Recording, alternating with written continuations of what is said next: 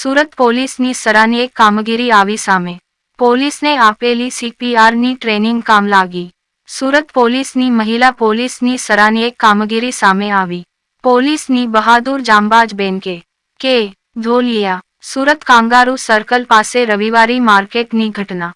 ખરીદી કરવા આવેલા બહેનને મિરગી આવતા મહિલા પોલીસ ઓફિસરે પોતાના મોઢાથી શ્વાસ આપીને હોશ માંગલાવ્યા. તંત્રી ફેજલ શેખના સાથે જોતા રહો YesD ન્યૂઝ ચેનલ.